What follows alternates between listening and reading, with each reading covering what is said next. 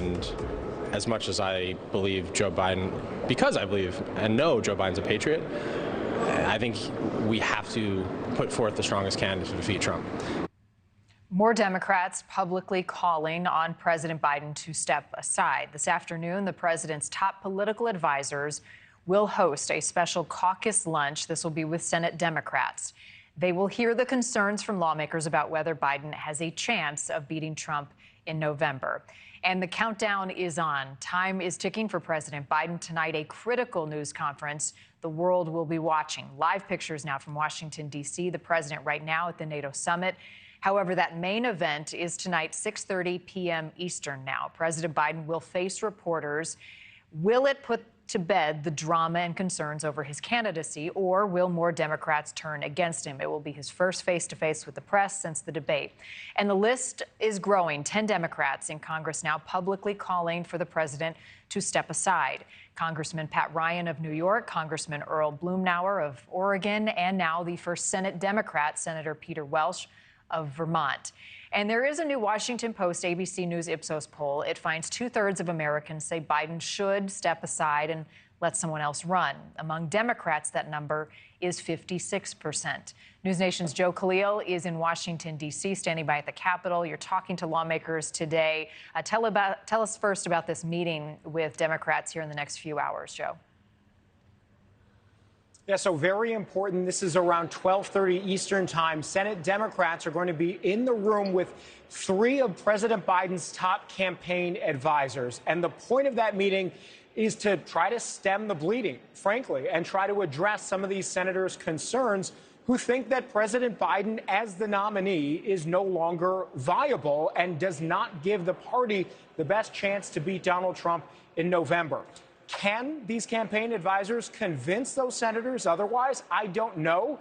Some senators and some House Democrats here, I am told, are essentially too far gone at this point. There's not really much they can see anymore that would convince them otherwise. Now, focus back on tonight and this speech that President Biden's giving, a monumental moment. And this is one of very few opportunities that Joe Biden is going to have to prove not just to the world, but to the detractors in his own party that he is fit for another 4 more years in office. Maybe the biggest opportunity he'll have to do that. And you talked about these House members and senators who've already come forward and asked that President Biden step aside and no longer run.